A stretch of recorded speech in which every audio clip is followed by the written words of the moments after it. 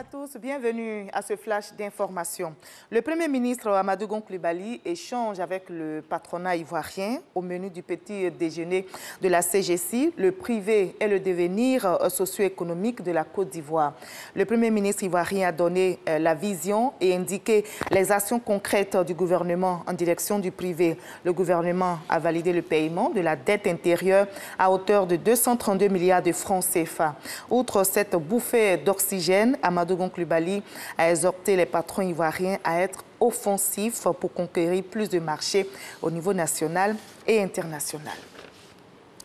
Les peuples de Côte d'Ivoire ont connu la traite négrière. Ce vendredi, donc, le vice-président ivoirien s'est rendu sur la route des esclaves à Kanga-Niazé, dans le département de Tia-Salé, pour se souvenir de ce sombre passé. Daniel Kablan-Duncan n'était pas seul. Il avait à ses côtés, pour cet événement historique, l'ancien chef de l'État béninois, Nicéphore Soglo, le ministre ivoirien de la Culture et de la Francophonie et plusieurs personnalités du monde culturel. Ils ont inauguré, comme vous le voyez, la stèle érigée en la mémoire des esclaves qui ont transité par Kanga-Niazé, une stèle qui révèle donc l'histoire de la traite négrière en Côte d'Ivoire. Je vous propose d'écouter le vice-président ivoirien Daniel Kablan-Duncan. Ce projet, disons-le, est soutenu au plus haut niveau de l'État par le président de la République, son Excellence M. Alassane Ouattara, et mis en œuvre par le Premier ministre et l'ensemble des membres du gouvernement. En décidant de lancer à Kanga-Niazé le projet La route de l'esclave, l'État de Côte d'Ivoire n'a point voulu être nostalgique d'un passé triste, douloureux et déshumanisant, et laisser pour la postérité les affres et les carcans qui nous plongeraient dans l'amertume et même la révolte.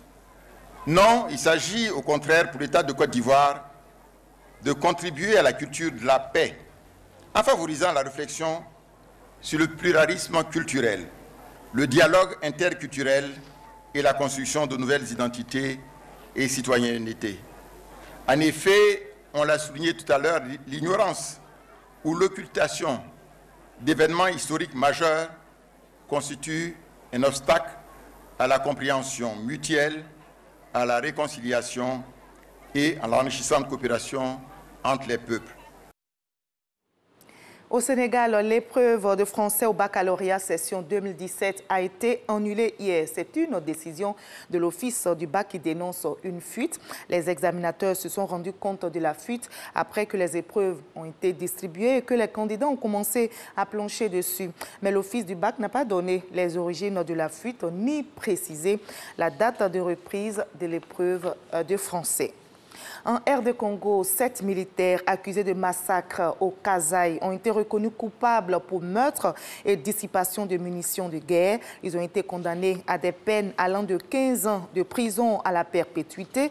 Le procès qui s'est tenu devant un tribunal militaire fait suite à la diffusion d'une vidéo dans laquelle on voit 7 militaires tirer, parfois à bout portant sur des miliciens présumés, pour la plupart désarmés, dans un village de Kasaï oriental.